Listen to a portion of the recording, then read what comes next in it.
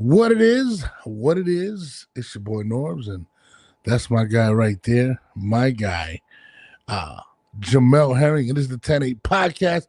You already know what time it is. I know we were supposed to have a special guest today, but that just didn't happen. Sorry about that. We'll be rescheduling that guest, but we still be covering the events that happened this weekend. Vergil Ortiz comes out with a dominating performance versus Erickson Lubin. More fights have been announced for 2026 that are looking crazy. Caleb Plant, Charles Teo versus Shakur, and more, and possibly Errol Spence making a comeback. We're going to talk about all of that after this. And this is our old intro. We're coming out with a new one. So, guys, remember, I got you, Jamel. We're going to figure it out.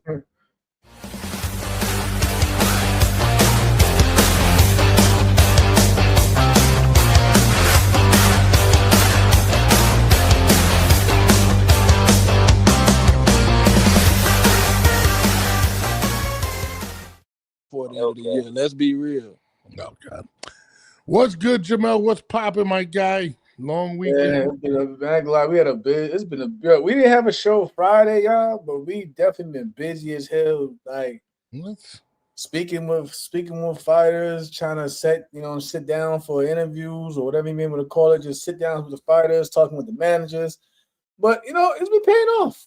It's been paying off. So it's been extremely busy, but when stuff is starting to pick up, it is what it is. I would have liked to have done the show Friday, but I was exhausted. Actually, I went to Brian Norman's gym to go meet up with Brian Norman Jr. He just left. He left. So I ended up meeting up with him. I got my guy Marco KO, my guy the hangout, and I finally got to meet Ness from the Boxing Voice. I told you about that. Right. That motherfucker like 6'5", dog. I didn't know he was that tall. This nigga is tall, but it was cool. You know what was cool about it though? Speaking on what we were talking about, right? Yo, you don't really know who knows your shit until you're in a room full of boxing fans, right? So I'm in there, and I see my guy hang out, say what up to him. He was in the corner. I don't know what was going on with him. Marco. Then I see a bunch of random people, like fans and stuff like that. Guy comes up to me like, yo, we love your show, bro. It's fire. I'm like, oh, shit. I'm like, thank you. Ness walks in. He walks right to me. I've never had a conversation with Ness. He's like, yo. No, I'm like, oh shit, crazy. That's dope. Like it was a lot of actual love, bro. It was crazy. Like, I was like, oh shit, like people are really tuned in. And I was a little disappointed that I didn't get the footage that I wanted to get, Mel. But I will say this, I was able to meet people and speak to these people that watch our show. That's good. You know what I mean? So that to me was super duper fire, bro. Like it was really humbling. And as much as people may want to say boxing is dead, boxing is definitely has a hardcore fan base that wants good products. You know what I'm saying? And to see the people come out there and want to see us do more shows and excited to what we got going on next, I was like, yo, this is crazy. Like this is great. Like, yo, we saw the Teo interview, the Hitchens. Even Brian Norman Sr. showed me love when I pulled up, even though he left my ass there. But it was dope, bro, and it made me really want to continue to build this brand and just seeing all the. I mean, guys, we might as well announce it right now. Vergil Ortiz Wednesday night at 10 p.m. Who else is giving you this type of shit? Like we gotta cover. Like real shit, bro. Like you really gotta think about it. Like, yo, it's crazy. It's a grind, bro. It's a grind, man. But shout out to my man, Rick Meridian, man. Rick set it up. Like I said, I've known Rick since 2011. When I first met him when I was roommates with my boy Jose Ramirez during the Olympic trials. Yeah, that's why I met Jose Ramirez, and Rick happened to be working with Jose at that point in time. That's why me and Jose always clicked since then. You know what I'm saying? Since day one. So shout out to Rick, man. Rick's been a real one. He also helped promote my fight against Lamont Roach out in Cali because Rick's from out that way. So so when it was time to basically make the Roach fight, we wanted to do it around a Marine Corps base or around Marines in general, and Rick helped set that all up, which is why we had a huge standout during the Roach fight. So shout out to Rick, man. Again, Rick has always been a real one since day one. Regardless of what people may think about him, so he definitely goes and makes things happen for his fighters, and he does good for the people that he's cool with. So shout out to Rick. No, absolutely. Shout out to Rick for making it happen. But it's been very overwhelming, bro. Just my inboxes and boxers wanting to do the show. You go from really like people just and I come from a different background. I used to do the hip hop thing, the battle rap stuff and stuff like that. And people would think, yo, because you were popular or not, it's an easy transition. To be honest with you, Jamel, it was very difficult because people don't want to accept you. They feel like you're a vulture or, what are you doing here? I got a lot of like, you're not even. How can you talk about boxing? I'm just like, damn, like I've been a fan for years, bro. And to see the progression, and bro, it's only been a few months. To be really honest, you know what I'm saying? It's really it's insane where we're headed, to be honest with you. And I appreciate you for even you giving me the opportunity and for you even respecting my voice in this sport, man. Real talk. What's up, love? Give a round of applause for that again. Give a round of applause for that one too.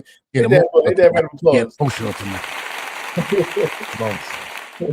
But no, it's been a great experience, man. And Alicia in the building. What's up, girl?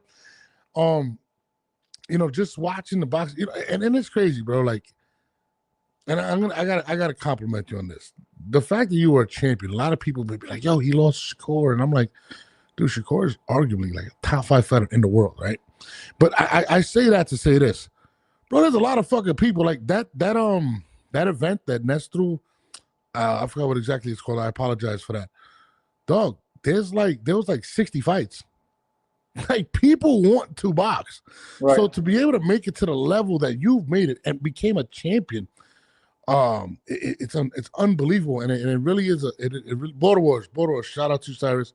It really is amazing. And I don't think people understand how difficult it is to be a great fighter, let alone become a champion, right? And there's so many people that dream to do this. So for you to accomplish that, when I seen what I saw and people just sitting there, I don't tell one guy's like, I work like 4 jobs. I still I want to be a pro. And you're like, damn, dog, like, bro, you was an Olympic captain, right? I mean, it's unbelievable to be honest with you. So, I gained a big respect by watching, meeting the people at Border Wars, and just seeing how many people want to be involved in the sport of boxing. So that was pretty dope. That's what's up, man. No, real shit, bro. And again, we got Vergil. I think we said Sean is he's coming back on next Monday. So yeah, I spoke to Sean. Shout out to my bro Sean Porter, man. He got lost with track of time, dealing with some family things. He still was willing to come on, but he said I said, nah, bro, there's no rush. Take care of the family. We'll reschedule. Sean felt bad, but I'm like, nah, bro, it's good. Like things happen. Like there's times I had to reschedule my my plans because I got caught up in some other things on my end. So I get it. It's life. But nah, Sean, we'll catch up, bro. Handle your business. Tell the family everybody I said what's up on your end, and we'll link up some other. There's a shitload of people. I mean, we got to interview Zaquan Moses, Shakur's cousin. He's coming on the show soon. I just gotta find a slot. Like it's been really, really crazy. No, we booking them. We booking them, bro. We working like it's all. But this is what I tell people. That's why it's not about like gotta kiss anybody's ass and like that. But like this is the reason why in this business, why you don't want to burn bridges. You never know which bridge you may have to go across again. So for me, it was an easy transition, really. Like I know not only fighters, but I know their managers, promoters, their handlers. And if I can't get to, I just go to I'm trying to sit down with such and so. Hey, okay, yeah, I got you, Jamel, and we just go from there. But it's been cool. Shout out to Shakur told me to sit down, bro. We gotta sit down, bro. Like I know you're busy, but we gotta sit down and talk about your upcoming, a fight with my man Teofimo Lopez. Shout out both my guys. Love that we had Teofimo on a week ago. Shout out to Teo. Real talk. Yeah, we shout out to my man Teo. It's time now. We gotta get you to sit down with us and chat sometime too, bro. So come on, hit me back. before we get to the topics, I want to shout out first and foremost one of my first interviews who gave me the opportunity was Iceman Scully. He was honored. He has a documentary out, guys. If you guys haven't seen it, go rock with it. But he was out there honoring the great Customato with Mike Tyson over the weekend. So shout out to my man Iceman Scully. A lot of people don't give him the credit, but this guy is somebody who really cares for boxing, takes care of boxers that are out there right now that can't take care of themselves, helps send medical help for a lot of them, raises money for a lot of them, and is a true historian. So shout out to him with the movie, and also out there with Mike Tyson honoring Customato. That's crazy. That's really dope. On to the show, though. On to the show. We all know what happened this weekend. Vergil Ortiz versus Erickson Lubin. And I called it. I told you, Jamel, it was going to end quick. Vergil is a man on a mission. He is, to me, probably the scariest fighter at 154. And listen, I mean, what was your assessment on the performance of the great man Vergil Ortiz? It shit ended faster than what I predicted. You know, honestly, it was.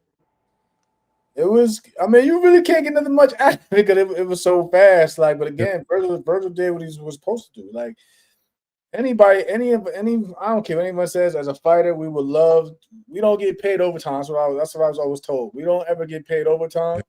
So as a fighter, if I can get you out of there quick in a hurry, then it just is what it is. You know what I mean? Why would I want to sit around and potentially take more damage or, you know, get knocked out my damn self? If I can get you out of there fast and in a hurry, that's exactly what I'm going to do.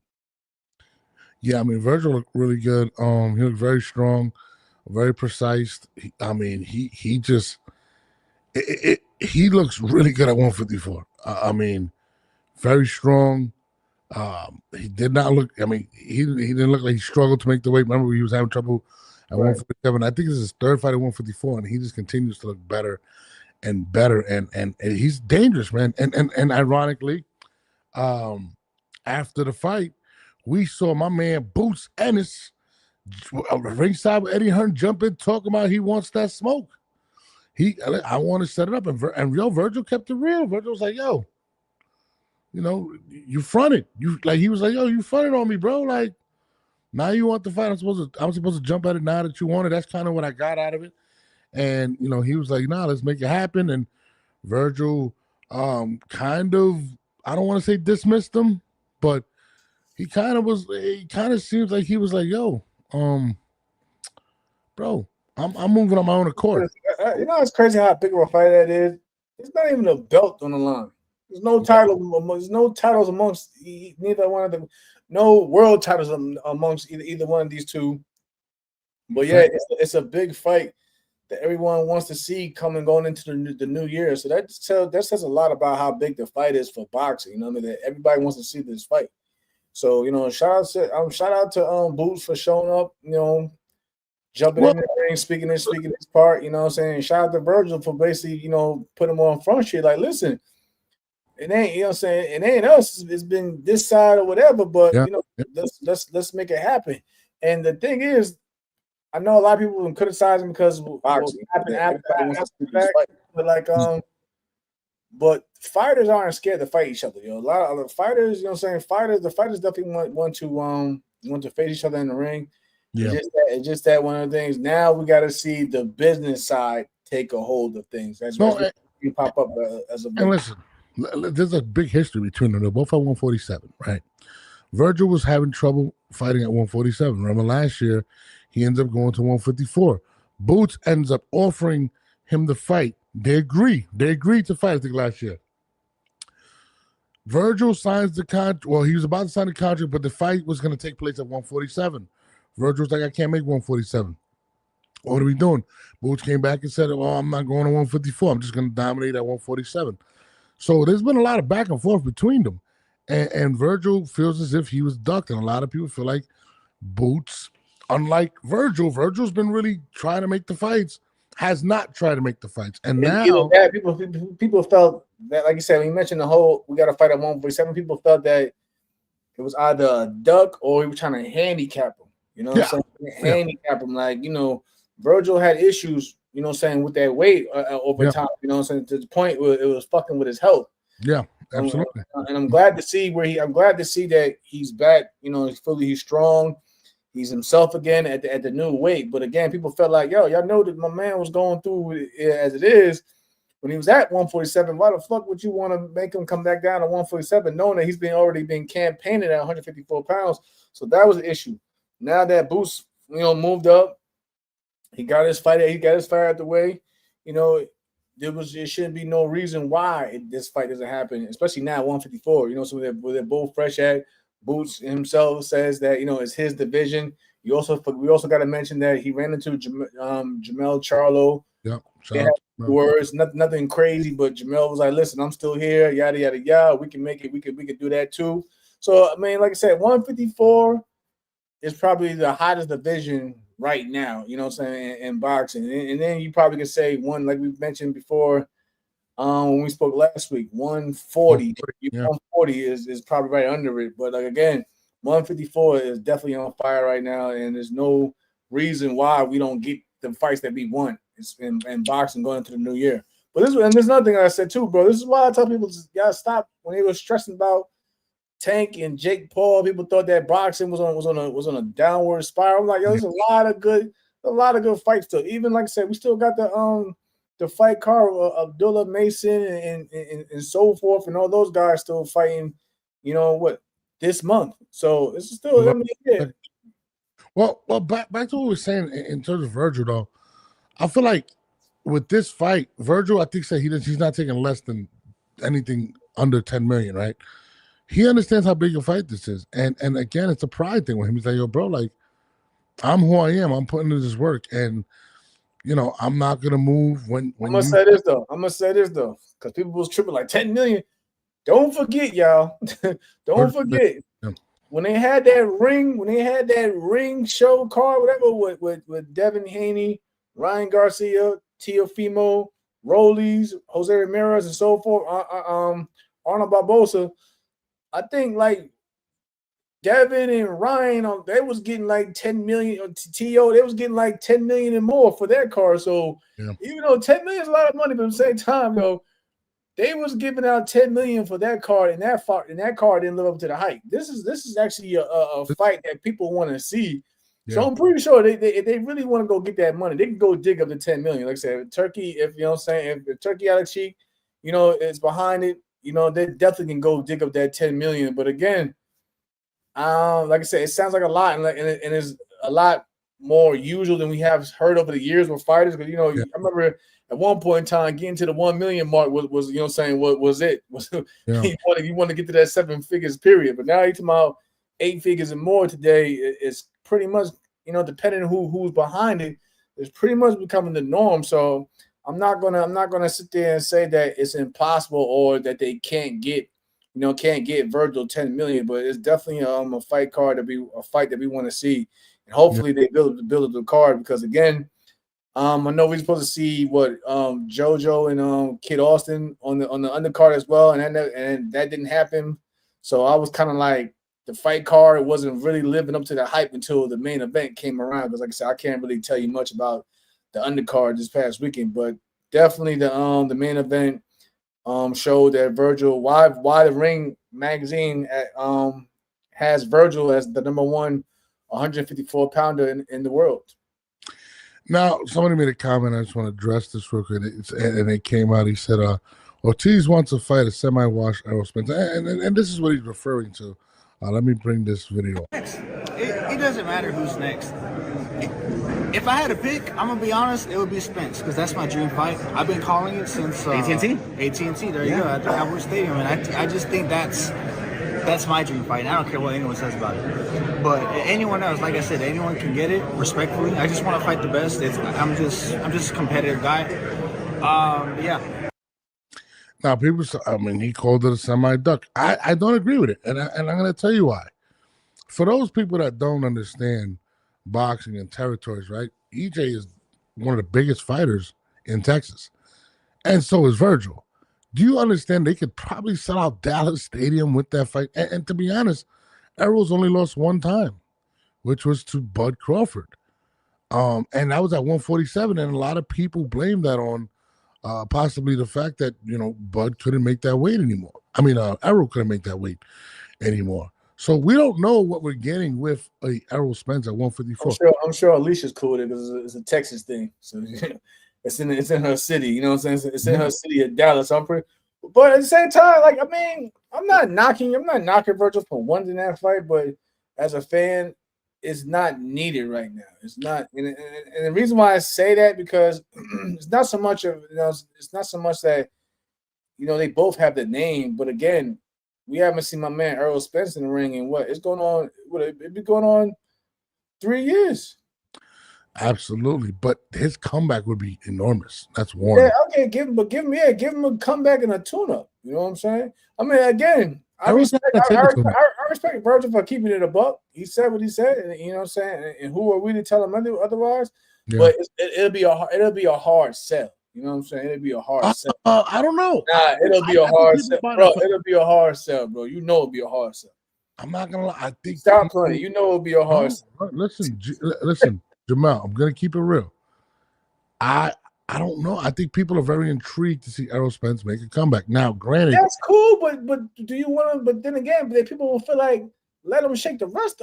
This is me coming as a fighter. That's why this is me as a fighter. Yeah, like I said again, even like people like.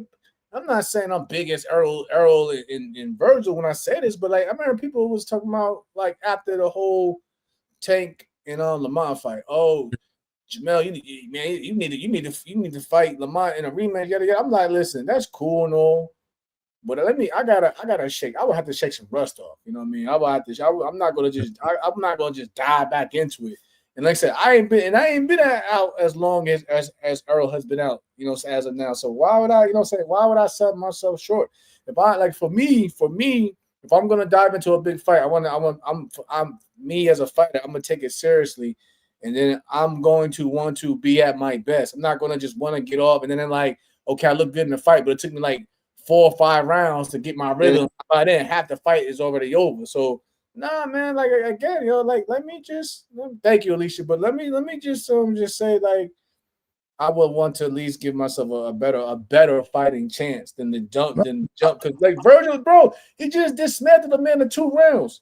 Yeah, no, listen, you know what I'm saying. I'm with you, but it's all gonna be on Errol, bro.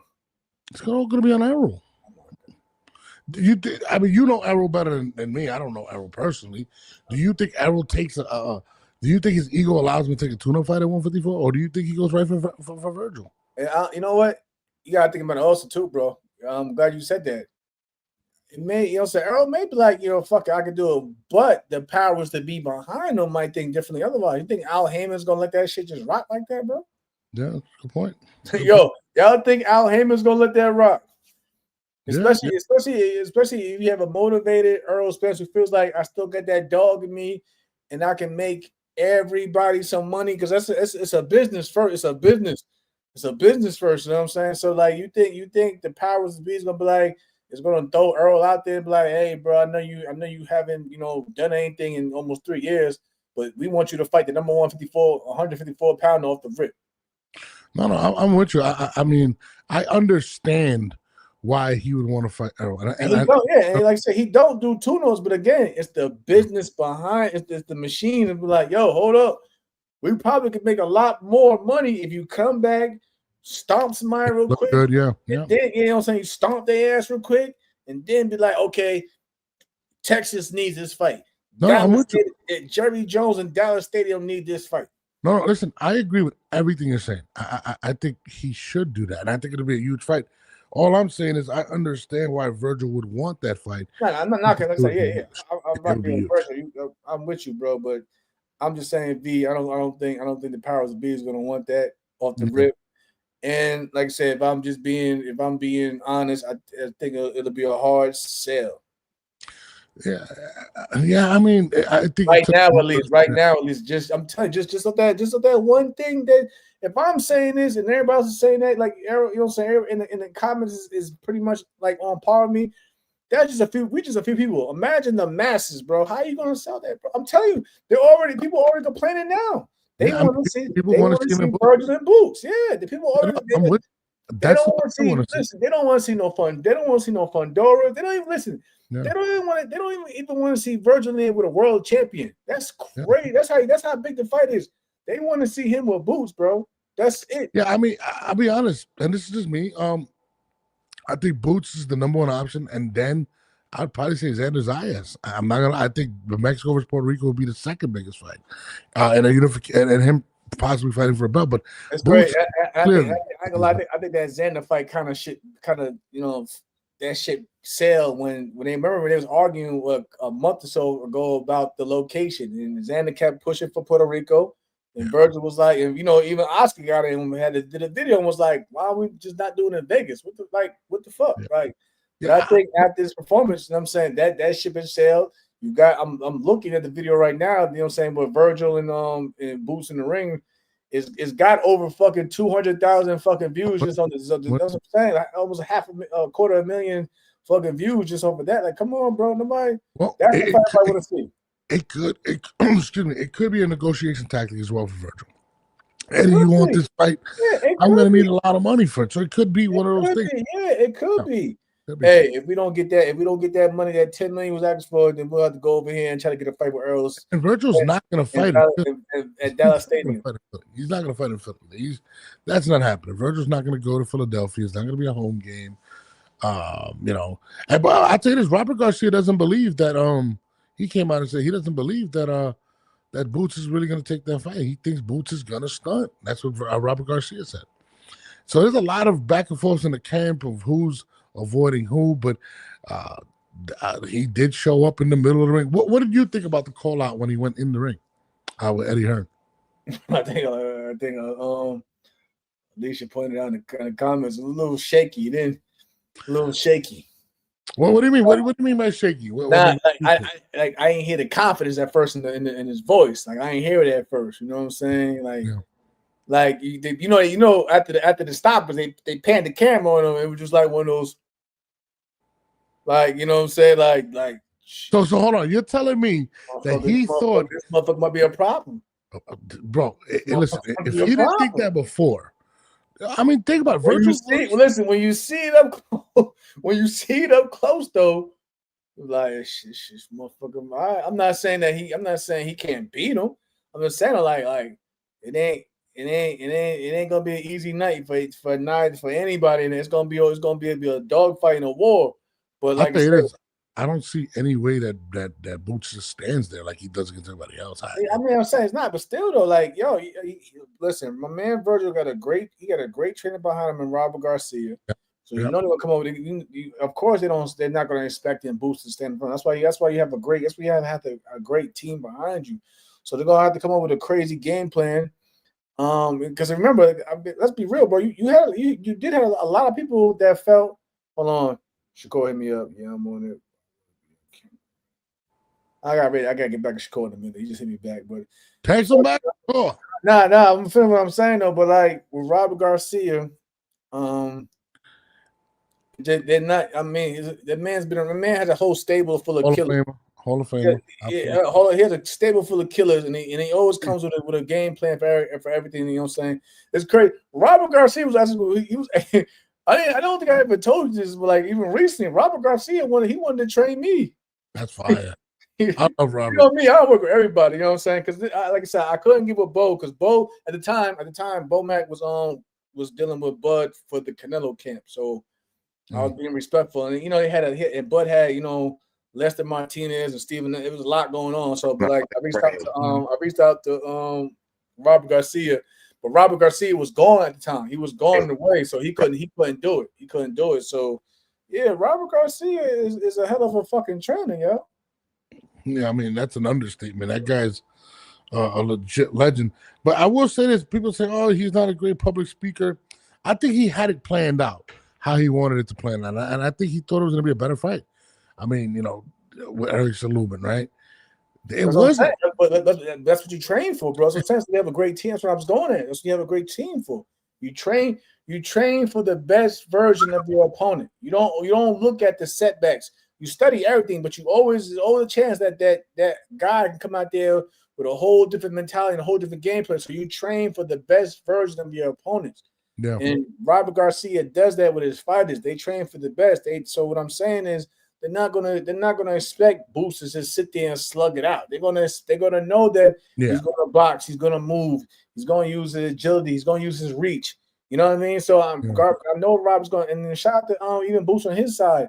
They know that the dog in Vergil that's coming, you know what I'm saying, for them. So of course they're gonna know they're not gonna want to sit there and make it a war. They're gonna have to probably fight on the back foot, you know, stay the fuck away from them ropes that people were trying to tell Erickson to do, you know what I'm saying, which got him caught up over this weekend. No, it's a really good fight, man. And listen, he probably had something planned out in his head, but when he saw what he saw, it kind of switched up. He's like, oh shit. Like, and you know, not at face to face. So he's kind of looking at him in the ring face to face, how he would see him. And listen, Vergil's not a little guy. He's not a little guy, bro. I'm saying he grew into he's filling out in that fucking weight class. That's the thing. That was the issue that I felt that letting the Spence and Crawford fight marinate too long. What the problem with that? Remember, you know what I'm saying, Bud pretty much one of those guys, you know what I'm saying, that was over at PBC. The minute he moved at 154, he didn't even grow into the weight. He beat up Jeff Horn or whatever, but he wasn't fully, you know what I'm saying, a developed welterweight like that. You know what I'm saying? He was strong, of course, and everything, but I felt like the more fights he had in the welterweight division, he grew into it. That was going to be a problem for everybody else that came across him, you know what I'm saying, as a welterweight, because they gave him time to grow into it. Vergil, he had those issues with his health and everything at 147, but now you see him at 154. He's fully, you know what I'm saying, he's fully filled in to the weight class, and this motherfucker's a tank now. What, if anything, can stop this fight from happening? Because I know Oscar wants a big fight. Negotiations, the money. Maybe that's it. Also, the money. Let's be real. The money.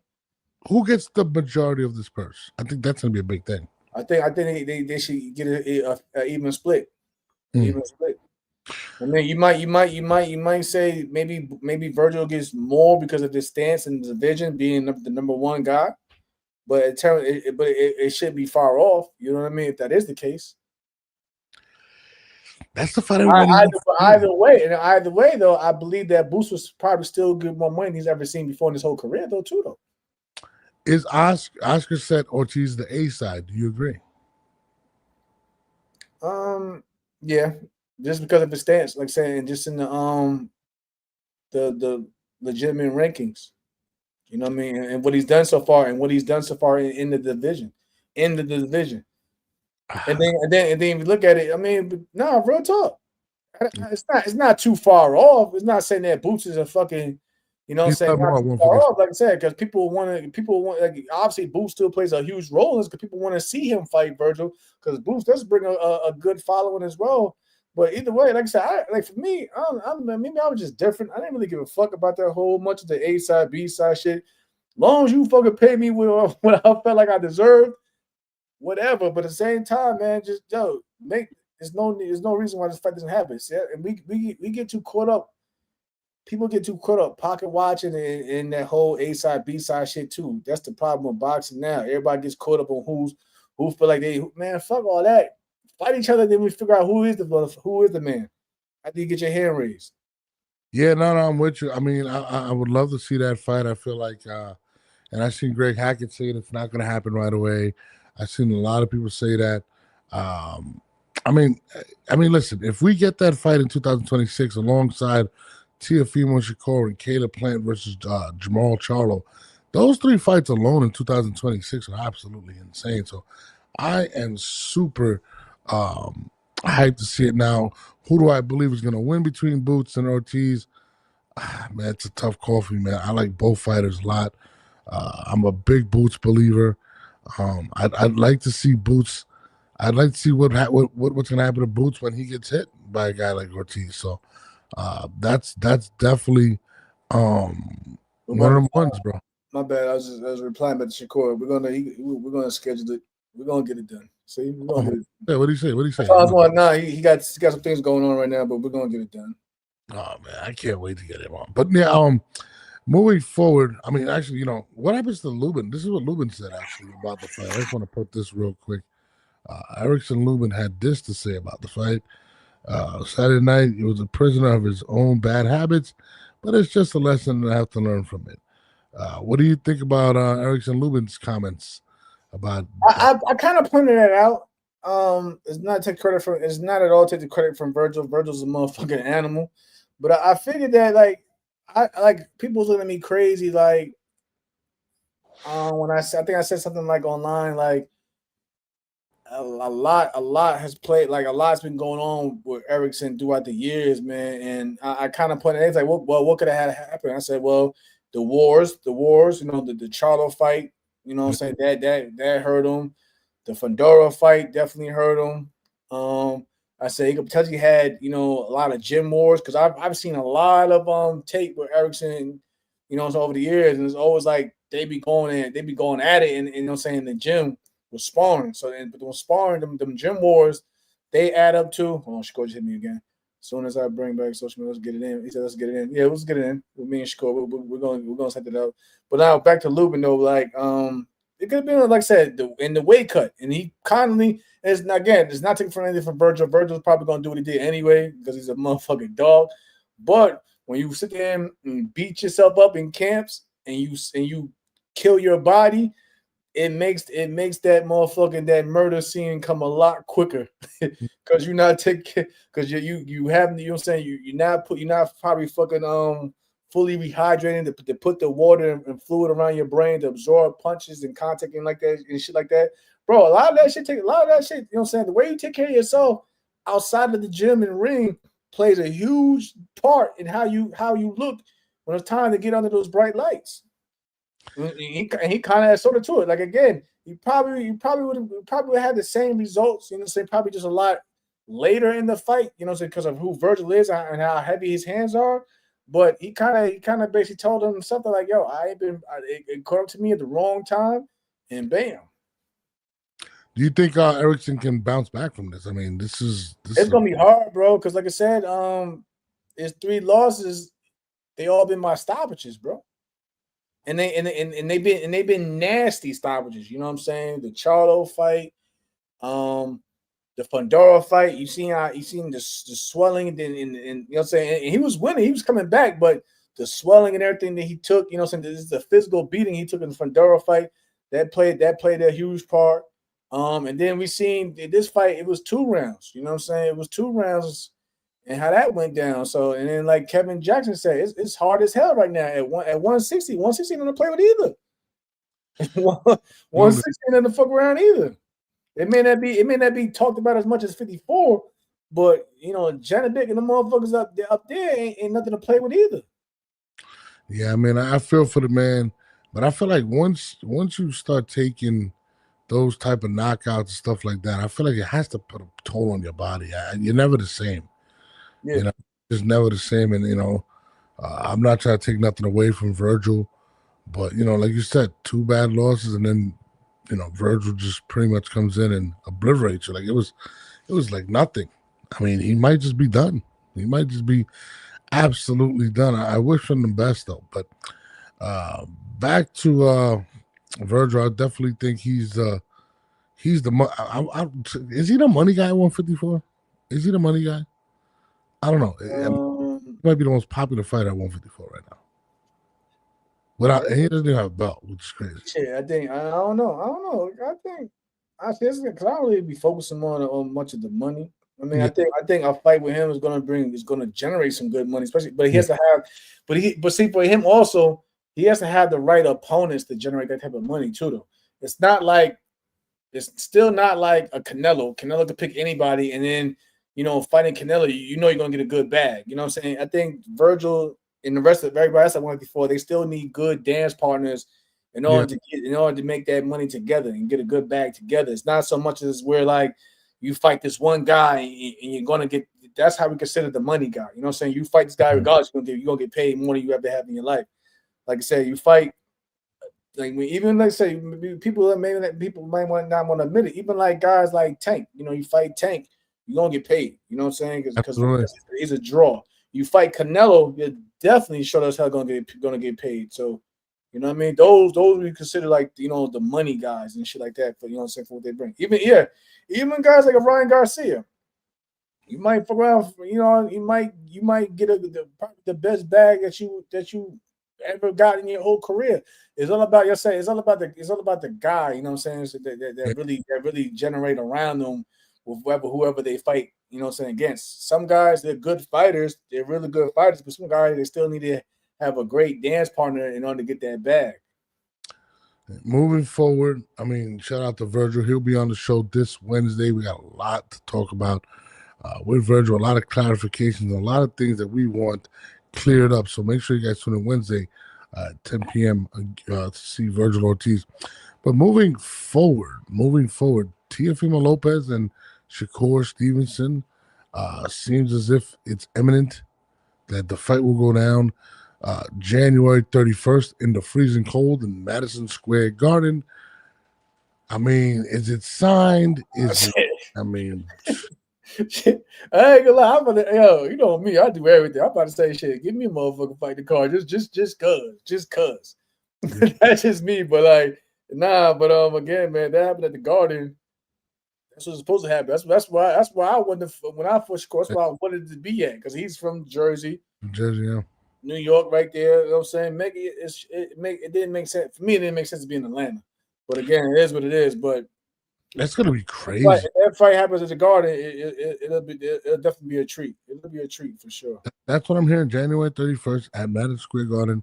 Shakur Stevenson, and we kind of broke it that it was going to go down. It was going to get signed in about a week or so. It was a little over a week.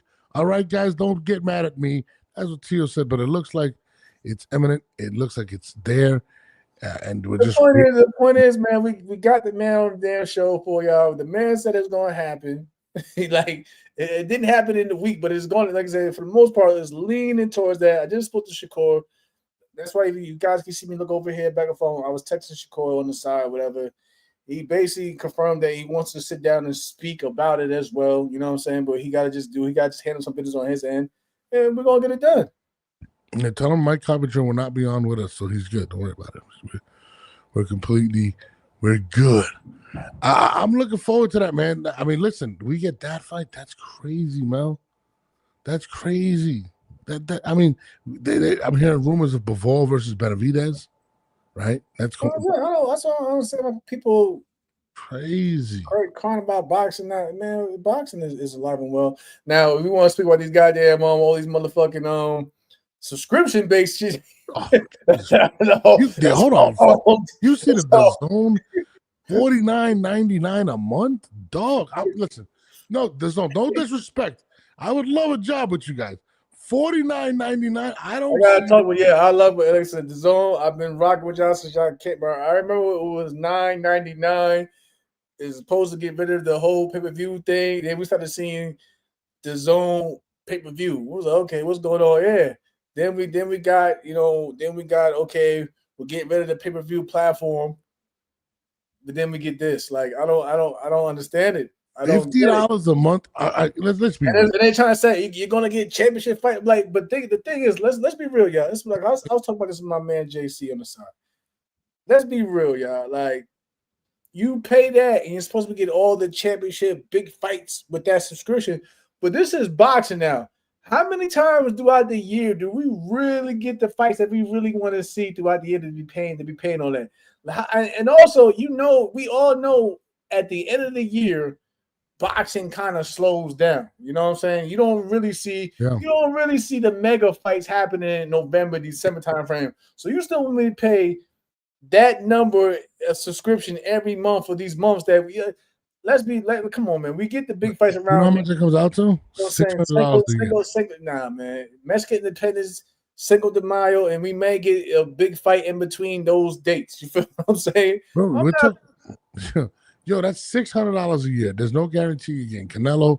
There's no guarantee you're getting Crawford. And it's not. It's nothing. There's no guarantee because you still got to deal with the fighters that's going to even willing to sit down at the damn table to negotiate to even make these big fights. You seen some of the fights that we won this year. We was talking about going into 2026 with this shit. My man, we wanted boots. We wanted boots in and Vergil this year. Now we gotta hope that we get it. You know what I'm saying? Maybe in March of next year. This is what bugs me out. This guy says you're paying for regular TV, now cut it out. Regular TV, yeah. They're not. I'm like, they got multiple. This is yo, I don't even watch TV like that. I really watch just the fights. You know what was my biggest issue with $49.99 though, Mel, is the fact it didn't even come on the back end of an announcement of a big fight. It was just like $49.99. It wasn't like they locked in like fucking Benavidez and Canelo or Crawford. Yeah, that's what I'm saying. And like man, it didn't make sense. I didn't want to say, but my man pointed out, everybody's going to the Fire Stick. Everybody's going back to those fucking they're streaming the sites. You know, I'm telling you, yo, people, it's so bad now, bro. People are openly admitting that they fucking they going to the Fire Stick and streaming. Ain't nobody thinks that, man. Like I said, it's supposed to watch you cut it out. You watch TV. I don't even want to watch TV. No, I don't. $50 a month. I'll probably watch a movie. I'll probably cut on a movie. I'll probably tune in when the fights are coming in, but I'll tell you right now, I'm not paying. I just put back on my Netflix account because of Canelo Crawford. Bro, $50 is a lot of money. And I paid for the the cheapest one. I'm like, yo, I'm not gonna have this up to 1,000 TVs. No, but think about it. $50 is a lot a month, especially not even guaranteeing certain fights. Ain't that many? Listen, forget the fight. Ain't that many cards? Ain't that many cards a month? Ain't that many How do you cards? think Turkey feels about that? Because Turkey came out and said there wasn't going to be no more pay-per-views, right, on the zone. And then, like, it was like a big thing. I think Ness kind of saying he was a liar or whatnot. How do you think Turkey feels about the announcement of $50 pay-per-view after he said listen, I ain't gonna speak on it because I ain't gonna speak much on it, but 50's a lot, man. I know he's taking a lot of heat though, because he came out himself and said that we're getting rid of the pay-per-view platform. Yeah, man, we this is still kind of like a pay-per-view. Because listen, I don't want to sound old, but I remember back in the day we was paying $29.99 for pay-per-view as a low. You know, now we at an era where we got to subscribe more than that just for subscription. Yo, $50 a month is a lot, dude. I'm sorry, dude. Like when I heard my man said, what do I feel about Eubank and Ben real quick? I'm going with Eubank just because the fact that my peoples is working with Eubank. So I know Bomac and them, Bomac, and like I said, and Eubank, he won the first fight without Bomac and them, and I felt that if he had Bomac, it would have been a different fight. But we'll see. I mean, Ben showed a lot of dog and heart in that fight, but I mean, I'm going with Eubank, just because he's still the bigger man, and I think he has the better team behind him in the corner. I'll tell you this, man. The second fight is taking a lot of luster for me off. Right? They like each other now. They're kind of cool. They kind of talking to each other. You know, I watched an interview where Conor Ben said that both his dad and Eubank's dad were in the. Nigel were in the hospital when they were both there, and it's kind of taking a lot of the luster of the fight. I'm with Clarissa. I'm not really hyped. No, I'm not either. Simply because I think it was it was more entertaining because it was a grudge match. It was, you know what I'm saying, they genuinely didn't like each other. That was sold the first fight. I don't think that's the case anymore. I think that's what sold it, because the first fight we was looking like, yo, the weight class is still one big man, one little man at the end of the day. You know what I'm saying? But the fact that, it was a grudge match and their fathers had history with their matchups. But now it's like, they're sitting down with their scones and cup of tea right now, and they're just having barbershop talk. No, they're buddies now. I think they're friends. I actually literally think. They're talking about tattoos and running the streets and shit. And I was just like, I just swiped. And again, I was sitting on social media. I just swiped and was like, all right, whatever.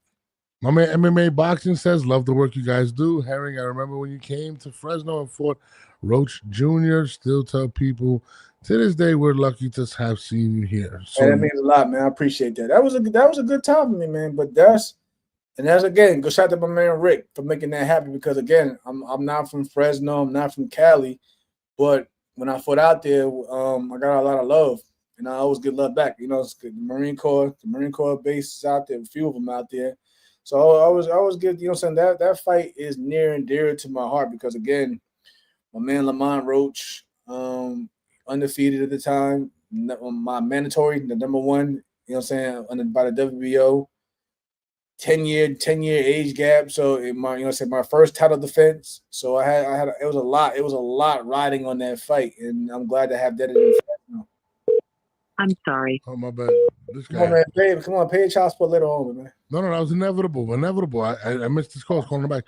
Pay that. Oh, hold on. I got one baby mother, dog. Yo, I ain't go. I had to pay. I paid my shit this week. I never been so happy to pay that shit. I seen mother was getting murked up for child support. I paid that shit quick. I met up with my guy Marco KO this weekend in Atlanta. Hey, that shit quick. Shout out to my guy Marco. Marco, the guy that does the videos on Instagram, they're fire. Like, he breaks down fights, real cool dude. I ran into him as well. I'm trying to think. There was something else. What the hell? Hold on. Oh shit! There he is. Let me grab him up. My guy. What's the word? My guy, what's popping, brother? What's up, guys? It's a Nep, D-Block, D-Town, D-City-D-Ville, coming at you live from Dallas, Texas. Bang! Especially this weekend. It was a beautiful weekend of boxing here in the Metroplex. Vergil Ortiz showed the world that he is the man at 154 by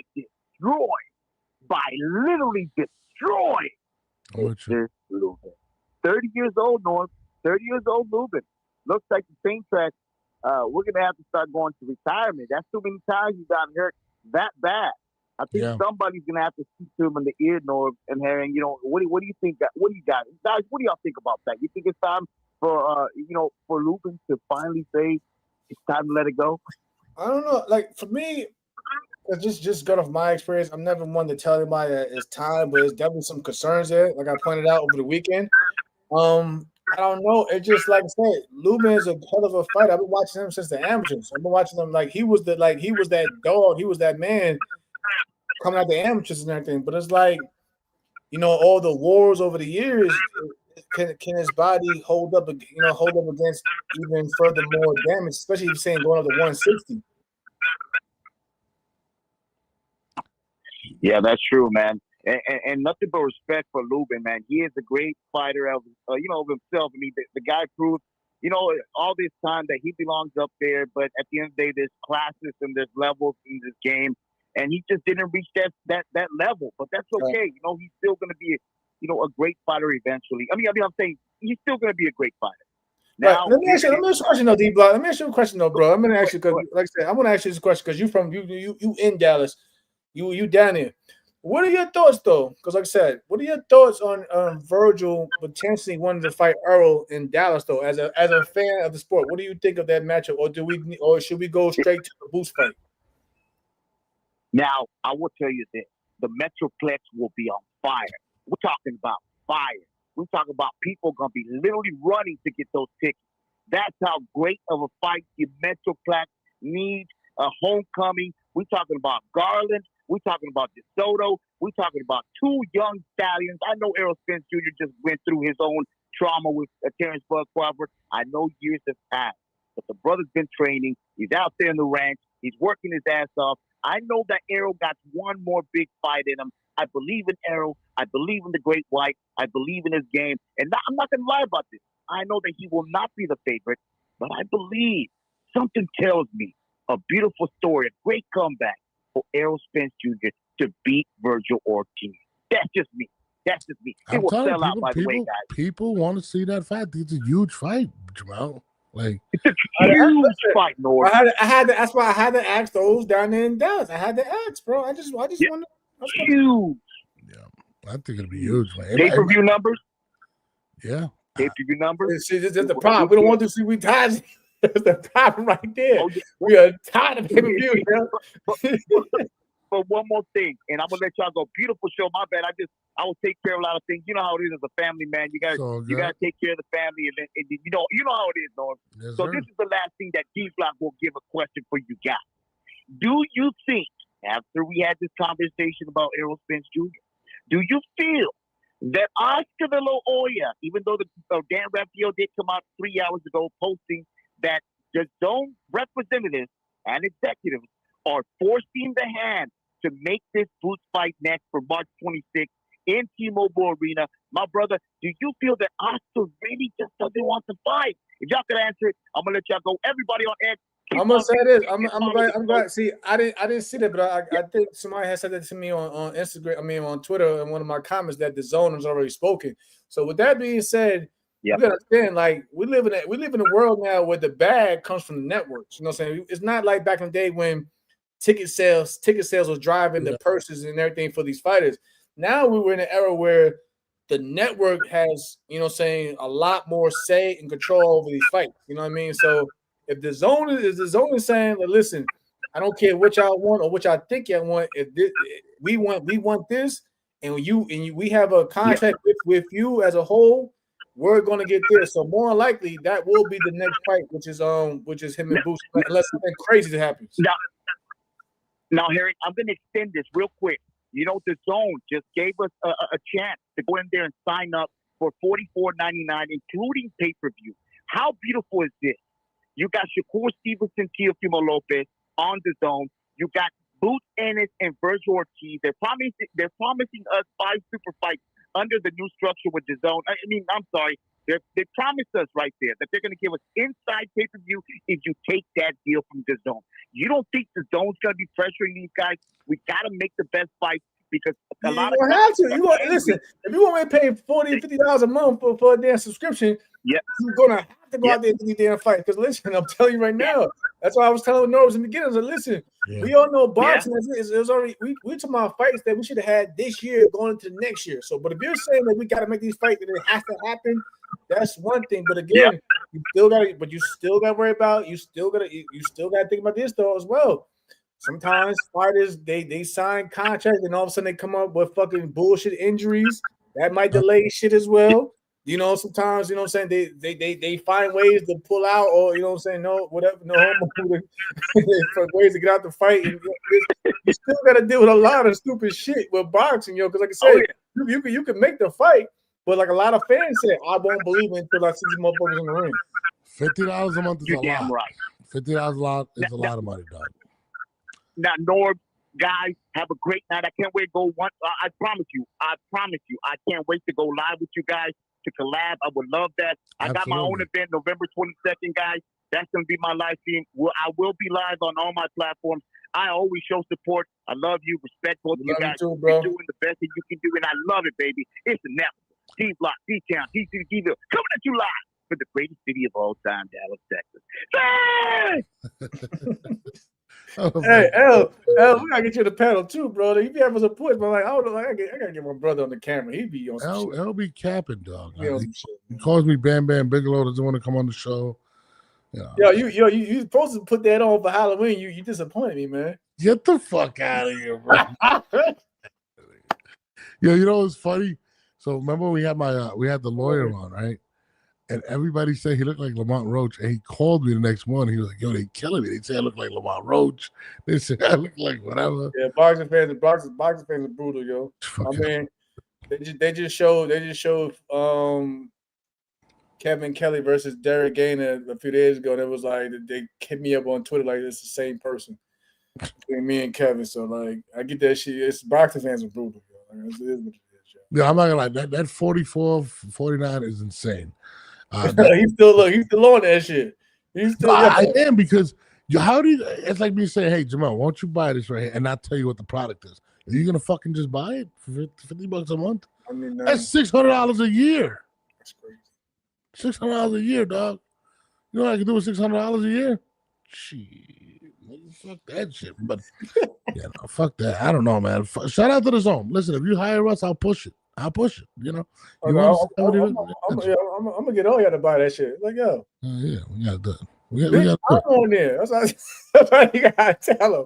Motherfucker, I'm on there. Like, yo, this is it. Pull up. I'm giving y'all the exclusive content. I say I get them those. We gotta tell them like that. We giving y'all the exclusive content. Exclusive. We got Vergil, we got Shakur coming, Sean, we got everybody. But before we go, we got to speak out this one announcement that we've all been waiting for the longest while. It's not necessarily an announcement, Jamal, but it's a fight we've been talking about, and they said Charlo and Plant in talks for 2026. Jesus Christ, thank the Lord that this. I'm telling you, this is a big fight. What do you don't want to see it? Don't tell me you don't want to see it. Come on, bro. You don't want to see it? Tell me you don't want to see Charlo after we saw the slap her around the world. I felt like they let it marinate so damn long that the shit wouldn't spoil. Like I like Caleb. That's my guy. Jamal, that's my guy too. Love him to death. But like, what was my man? I felt like let my man Caleb. I don't know, man. Like I said, I'm all about getting somebody a bounce back. Yeah. You know what I'm saying? I'll bounce back, whatever. Because, like I said, I didn't like how Caleb looked the last fight. Yeah, he looked shitty. Yeah. You know, so that's what I'm saying. Like, so where's the hype around it then, bro? If you feel that way, where's the hype? What's the hype? The trailer's just gonna be the slap played back and forth, bro. See, that's you see. I ain't want to even bring that shit up, but yo. That's what do you think if that slap never happened, we'd be talking about this fight? Of course, but that's where the grudge comes from. Exactly. That's where the grudge comes from. Niggas say, yo, don't ever grab my beard. So I'm gonna say that's one of the things like, yo, somebody smack you, you gotta go back. I'm gonna kill that motherfucker. That's how you gotta that's how I'd rather get punched in my face than somebody slap the shit out of me, yo. Slap is really you gotta if you punch me and I eat that motherfucker, then all right, we might just whatever. If you get away, I can get to your ass. But if you slap me, slap them. I mean, that's gonna be the whole promo. You're gonna hear it. Just the slap around the world. You slap motherfucker. You gotta. Bro, it's the slap heard around the world. Bro, when he's listen. I'd rather get bad. Oh, this motherfucker caught me. I didn't even see it coming. Yo, okay, whatever. All right, boom. Oh, he got away. You motherfucker slapped me and then put your finger and say, "But you ever?" Oh, I gotta. He slapped the shit. Yo, when he slapped him, you kind of seen him like you see Charlo like, yo, this nigga just slapped me. Yo, what did Charlie Murphy say when Prince slapped him? He said back in the day they have a duel. Somebody used to get shot. Somebody had to go. They had somebody. Yo, you don't slap a man. I was like, that's it's the truth. What Charlie Murphy said. Look that clip up, y'all. He said, yo, you don't slap a man. Said back in the day, they used to have a duel. Somebody had to go. If you get stole on, okay, all right, I'm gonna get that back. Bro, he slapped the dog shit out of him in front of everybody. Like it was crazy. Like I think the worst thing other than a slap is somebody back slap the shit at your ass. Slap is the worst thing than a slap. It's somebody just backhand your ass. Like shut up. Slap like and bro, I remember when that shit went down and Caleb was talking crazy. Like he was like, "You ever grab my beard?" Caleb is a menace, yo. He was out there, shit, fighting homeless niggas. You fuck. I seen a video. Like He cut up with Ryan Garcia ass too. Yeah, threw a beer in his face. Caleb about that life, man. I know Caleb since 2010. 2010, me and him used to be teammates in 2010. Me and Caleb go back. But I'm saying, but going back, what we were saying, that's the only hype around it is the slap. That's pretty fucking major, Jamel. I'm just saying. I mean, we've all been waiting for this fight for God knows how long. You know what I mean? Like, Jamal is a champion. Is he a champion still? I ain't gonna lie, I keep forgetting. My man. So if there's a belt or whatever online, whatever, go handle your business, Caleb. Handle your business. But brother, I want to see you do better than your last fight. I want to see you do better. Hear the trailer. You're better. I want to see you do better than that. Mo, you're my guy. I need you to have your head clear. I'm only saying because I love you, bro. I need you to have your head clear. Whatever the fuck you've been doing. I'm free for real. That's thinking about the trailer. Oh, listen, Jamal is the same dude. The first dude. When I first signed Al Hammond, he's the first dude I met when I made my pro debut. Because we fought in the same card. This is the night that Marquez had knocked out Pacquiao. I made my pro debut, but on the Golden Boy card. And this is when Golden Boy and Al Hammond was together. That's when I met Jamal. Jamal always been A1, cool as shit. Shout out to them Texas boys down in Houston. But yeah, man, like I need you to be I need your head to be straight, bro. And I'm only saying this because I love you, bro. That's it. I'm a fighter. I was just laughing because I was thinking of the trailer in my head. I just heard the voice. You teach him about the slap. You want to slap shit still. No. And the trailer, I'm like, there was only one slap bigger, Will Smith versus Chris Rock. And now we bring you the other slap, Jamel versus Caleb. It would have been either of those two. Caleb, two biggest slaps ever. What they say to you back in elementary school, yo, you got a hand problem, Caleb, but you got a hand problem. You got to hit, yo. He try to slap. He try to slap Canelo. He want to slap. He try to available Ryan Garcia. Slap Jamal. No, Caleb, you got a hand problem, bro. Keep your hands to yourself, bro. Caleb is. He's one of my favorite people. You're a menace. You a menace, bro. You're a menace. He's the shit, bro. I like Jamal too, but Plant is the shit. Plant should join the slap league. If I got my brothers and people around me, and somebody slap me, before I get, y'all better be on him before I get to him. Y'all gotta jump this. I gotta jump this dude. Y'all gotta jump him. Hey, what did the 5 fingers say in the face? I promise you, if I'm with my brothers, if with my brothers or my peoples, is now I get slapped and y'all don't jump on it, it's gonna be us. It's gonna be us when we get back. Slap it. It's gonna be us, yo. That's what I'm saying. That's why that fight's gonna be big. Look what we're talking about. We're talking about the slap. That's how you know this. I don't want to talk about the slap no more because they did my man. He did my. I love them both, but yeah, I want to see it though. I want to see the fight. That's the fight I want to see. I want to see. I'm going to kill that motherfucker. And I want to see Plant and what's his name, the Puerto Rican and Berlanga. There's some fights I want to see. Now that would make more sense because they both need to get back on the. That's what I'm saying. That fight would make more sense.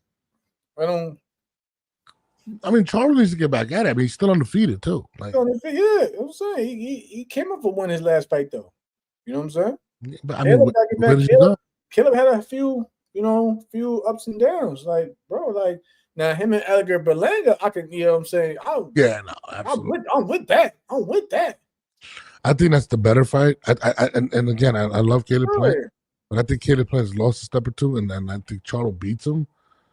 Personally, I mean, that's what I think, but I don't know. I mean, I like both of them. I like both guys. Yeah. It's crazy. Like Alicia said, you can't get slapped by somebody called Sweet Hand. He smacked the sugar out of you. Wow. I'm not gonna lie. That's all I'm telling you. That's gonna be the entire the press conference. I just see everybody. That's all they're gonna talk about, bro. No, imagine going to explain it. Imagine going to explain that to somebody who don't know boxing. Know, like, yo, what happened, bro? I seen the videos popping up. Who was that dude? Who was the dude that hit you? Oh, this dude named Caleb Sweet Hands playing. What? Oh no, you gotta go. Yo, what? No, bro, that was crazy. That was fucking crazy. Yeah, we'll talk about. No, that was insane, bro. I mean, it was on every public. For real though. What? Hit that ground. Yo, hit that man that ground. Nah, but he pointed in the face afterwards. They don't ever touch my beard. Like, that was crazy. Like, remember a low down dirty shame when the Nard slapped Wayman, whatever. Mm-hmm. You slut. Bro, you fucked up, bro. You gonna add that? He was taken back, like, yo, like, yo, I slapped it so disrespectful. It's disrespectful. You gotta kill that motherfucker. And this is why we're gonna see this over the slap. We're gonna get a pay-per-view over a slap. Yo, I mean, I definitely want to see it. That's a fight I want to see. But not the time. No, that slaps hurt, man. They really hurt too. Man, that's your pride, bro. I gotta kill yo, Kevin, man, why you have to be trying to play me, bro? That's crazy. Kev, ain't from the East, the beast from the East. Fuck out of here, bro. You guys are assholes. Wednesday we got Vergil Ortiz. Is it Vergil with a V? Is it VE or VI? No, chill. Don't fuck up his name. You might fuck his VE. No, I am the fucking worst when it comes. Like you about to VER, right? You better go promote it and put a whole different name out there, and then be like, "Yo, we gotta cancel. We gotta cancel the the Beast from the East.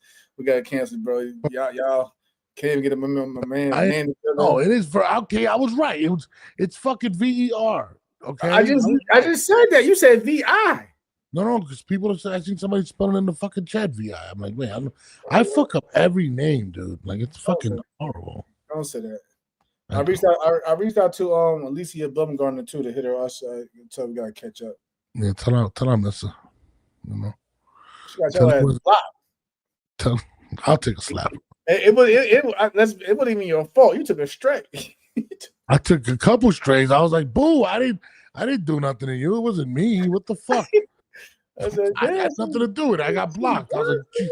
Now I can't see those amazing videos you post on Instagram. No. Fucking blocked. I'm about to say, don't say that crazy. Your wife be in the background. Oh, shit. Yeah, exactly. I'm just saying, I can't see her content. I can't see those amazing what? I said the amazing content that she puts out. I can't even watch it anymore. I'm blocked. I just saved you, bro. You know, women they listen from a motherfucker mile away. I like Alicia. I got blocked by Alicia, and just because I don't even know why. I want to ask her, why'd you block me? Well, yeah. I ain't mean to cut you up, bro. But like I said, before I lose track, you just we mentioned the people that we want to sit with. Spoke to a man, Sean Porter, an hour ago. He said, you know what I'm saying, we're going to reschedule that probably for next Monday. We got Vergil coming on. I just spoke to Shakur about. Damn, we got a fucking list of fighters. I just spoke to Shakur about 30 minutes ago. Shakur wants to come on after he handles his business so we can speak to Teofimo. We working, man. You know, I want to interview Larry Bird. Even without the guests, we still come on and, you know what I'm saying, for y'all. We'll talk boxing, you know what I mean? We'll crack jokes and whatever, yada, yada, yada. But, like, you know, yeah, we got some people coming on. Devin, man, I don't know. Like, that's Devin the hardest one. I ain't going front. Devin hard to get, man. I don't know what's. Yeah, Devin hard to catch up with. I want to get Mike Tyson by the end of the year. I want to get Mike Tyson. That's my goal. I get Iron Mike. There's a couple things I want to ask Iron Mike. I want to say, what the fuck? Yeah, I want to get Bill too. Bill, my guy, man. But yeah, what's up with Bill? I'm gonna get Iron Mike. I'm gonna get Mike. I'm going to get Mike. I'm going to reach out. I'm gonna get Mike Tyson because I gotta get Mike Tyson. Mike. That's how me. Mosley. L can tell you that's me and L used to be out, man. We used to be out here watching them Tyson fights, boy. What? I wanted to cry when the Lennox fight though. I was like, this is bullshit. I wanted to cry when I was Buster Douglas. What are you fucking talking about? Like I was too little. Devastated. I was devastated. I was a kid. You should have won that fight. That was a long ass 8 count they gave my man Buster, but you know we ain't gonna talk about it. We ain't gonna bring that up. But we're gonna leave y'all on that. Coach Caleb is a second the scared fighter with skills. I don't know what that means, run. But on that note, I know that means. I mean, he got skill, but he's probably saying like he's scared to take risk at times and shit like that. That's what I mean by scared fighters. He said Al had that boxing game on Sega back in the day in the basement. Was that Holyfield boxing? Yo, that shit, L had put me onto some shit back in the day. I remember motherfucking Muhammad Ali boxing for the Sega Genesis. That shit was hard as hell. Really? Look up Muhammad Ali. Muhammad Ali had a boxing game on Sega Genesis. Holyfield is a Holyfield real deal boxing. I had that. The greatest. Then they had basically a sequel, the greatest heavyweights of all time for the Sega Genesis. I had that. Then we go into the PS1 era. Then we had the Knockout Kings. One fucking HBO boxing was how do you forget Mike Tyson Punch Out of everything? Are you serious? You going further back. Yeah, like that was the greatest boxing. I'm stuck on a 16-bit. You going back to 8 bits. I'm on the 16. Bro, that was the greatest boxing game ever. What are you talking about? How can you even go back? Yeah, Muhammad Ali boxing, Ring Kings, all that. Yeah, shit. Back in the day, man, boxing's be lit. Yeah, Michael Jackson about even Buster Douglas has his own fucking boxing game. Yo, get the fuck out of here. Yo, am I lying? Yo, am I lying? Buster Douglas has his own boxing game. Serious? And then he got knocked out by Holyfield, and then the real deal had his shit. Yeah, I think you're right. You know what I'm saying? Like, come on, man, we been here. Yeah, whatever. I want to go to Punch Out though. I mean, I can go to Super Punch Out. Shit. I can go to Super Punch Out for that Super NES, Super Nintendo Super Punch Out. We can go there. I'm just saying though, like Mike Tyson Punch Out was the greatest game ever. That's the hardest game ever. You ever beat Mike Tyson? I beat him. You lie like a motherfucker. He had the game genie, y'all. No, you used to have to. You put the code in and you skip Macho Man. You cheated. You had the code. You went straight to the man. I beat Mike Tyson though. You couldn't fucking beat him. Don't fucking be mad at me. He was a one-hitter quitter. I know. You had to keep ducking the uppercuts. You would turn left, right, and then hit a poof. You got to keep doing that. Motherfucker was shaky. Motherfucker was shaking shit. Macho Man was harder than him in that thing. But anyway, how you get the Macho Man? Macho Man was right before you beat fucking Tyson. It's about the fighter. Oh, it's my Super Macho Man. Yeah, I'm talking about. I seen Kevin talking about some Bam Bam. I did talking about Macho Man. The wrestler. Talking about. I don't even know this guy Kevin. But anyways, on that note, tune in Wednesday night, 10 p.m. We will have our exclusive with Vergil Ortiz giving us the scoop. So anybody out there, make sure you share, like, and hit the notification button. Make sure y'all hit us up. We in the building. We always answer to everybody on our social medias, on Instagram, X, Twitter, whatever the fuck it is. Nah, sometimes I just let y'all argue. Y'all be wilding. Stay out of it. Whatever. Yeah, man. I don't know. I ignore you guys. But anyways. I fuck with y'all. I'll be letting y'all argue. I'll be like, this nigga is wilding out here. Whatever. But on that note, guys, we will see you guys on Wednesday. Make sure you're tuned into the stop playing and get on the motherfucking panel too, bro. You be tripping. That was weird, man. And I don't need to yell at him because I consider him like that's big bro. Like, but we got stories. Like, we got stories. Come on the goddamn show, man. Yeah. Like boxing is like just based on boxing alone, we got a story. Us starting out in boxing was not the best time in boxing. We was out there. It was rough. We gotta get Denny Jacobs on too. Like Errol for Saddam Ali. Like boxing we was out there in them trenches in Brooklyn. From Long Island. Long Island, and we was in them trenches. Well, whatever. We out here, Mel. I'm gonna hit you, man, tomorrow. It's your boy. Tired. His wife calling the bed. Y'all look at his face. He's tired. Look at him. I ain't gonna lie to you. It's over for him. He got to go to bed, y'all. But Jamal doesn't sleep, so you guys can inbox him right now in his DM. I'm 9 hours. I'll probably go to bed. Then you want to hit me, you hit me like early in the morning. That's when you get me, like, bro. You know I'm sleeping. I hit you like at 7:30 in the morning. Like, I'm not getting up. Like, I mean, That's what he does, y'all. He'll call, right? He'll be mad early. He'll be like, "Oh my bad, bro. Get you while you sleep." You know, good and fucking well I was asleep, bro. What is it? Nah, bro. I was trying to tell you. I'm like, yo, man. Damn, you know, I'm not calling you no more. How about that? My son wakes me up at 6:30 in the morning. I got to call my son. He just hit me up like about 30 minutes ago about some boxing tips. Now he went on boxing. My son walks in and he's like, "Daddy, I want to eat." 6:30 in the morning. And then the other one walks in. Yeah. Does the same shit. I mean, what do you want me to do? Gotta be a parent, though. Yeah. We out of here. Wednesday, Vergil Ortiz. Make sure you tune in. We're going to start the promo tomorrow. It's your boy, Norris Jamel. This is the 10A podcast. We are out of here. Oh, yeah. And since we won't be on tomorrow, happy Veterans Day, L. I'm going to speak to you anyway, but any veterans in the chat, happy Veterans Day. Today's a Marine Corps birthday, so I had to represent from my own branch, but today's Marine Corps birthday. But tomorrow's Veterans Day, so I'll be wilding out again. Oh, don't get drunk. I'm cool. I had no trouble this whole year. I'm good. Nah, I'm good, bro. I don't need no more attention, yo. Yo, we out of here, man. One Wednesday.